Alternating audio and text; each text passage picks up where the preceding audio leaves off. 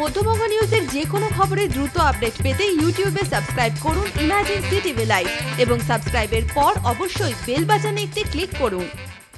16 March mini ব্রিগেডের সমাবেশকে সফল করার লক্ষ্যে মুর্শিদাবাদ জেলা তৃণমূল কংগ্রেসের প্রস্তুতি সভা অনুষ্ঠিত হল বৃহস্পতিবার।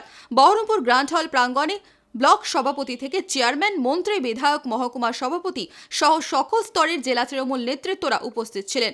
লোকসভা নির্বাচনকে কেন্দ্র করে শহর বহরমপুরে ডাকা মিনি ব্রিগেডকে সফল করতেই মূলত এই প্রস্তুতি সভার আয়োজন।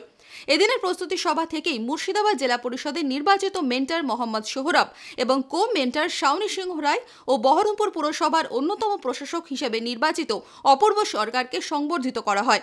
আগামী লোকসভা নির্বাচনে 3 আসনেই জয়লাভ করতেই প্রস্তুতি শুরু ইতিমধ্যেই, জানালেন মুর্শিদাবাদ জেলা তৃণমূল কংগ্রেস সভাপতি সুব্রত সাহা। আজকের সভা বিশেষত আমরা ডেকেছি আমাদের 16ই মার্চ আমরা মিনি ব্রিগেডের ডাক দিয়েছি বহরমপুরে।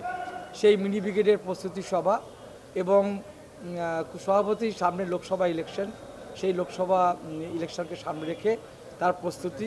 আমাদের জেলা পরিষদের মেন্টর নিয়োগ করেছেন আমাদের মমতা ব্যানার্জি মুখ্যমন্ত্রী এবং শুভেন্দু অধিকারী, তারা নিয়োগ করেছেন আমাদের মোহাম্মদ সোহরাব সাহেবকে মেন্টর জেলা পরিষদ, এবং কো মেন্টর শাওনি সিংহ রায়, তাকে কো মেন্টর করা হয়েছে, এবং অপূর্ব সরকার যাকে বহরমপুর মিউনিসিপ্যালিটির ওয়ান অফ দি অ্যাডমিনিস্ট্রেটর তাকে করা হয়েছে, তাদেরকেও আমরা সম্বর্ধিত করব আজকের এই সভায়।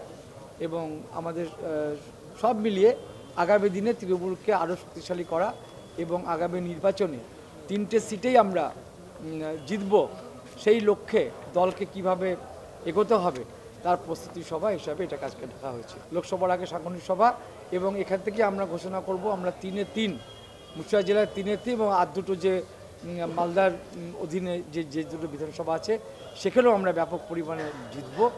এই সব মিলিয়ে আগামী লোকসভা ভোট মুর্শিদাবাদের জয়, এই লক্ষ্যে আমরা আমাদের প্রস্তুতি হিসাবে আজকে সভাটা আমরা ডেকেছি।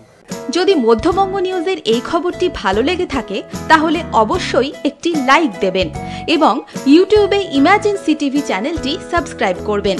আর যে কোনো খবরের দ্রুত আপডেট পেতে সাবস্ক্রাইব করার পর বেল বাটনে একটি ক্লিক দেবেন।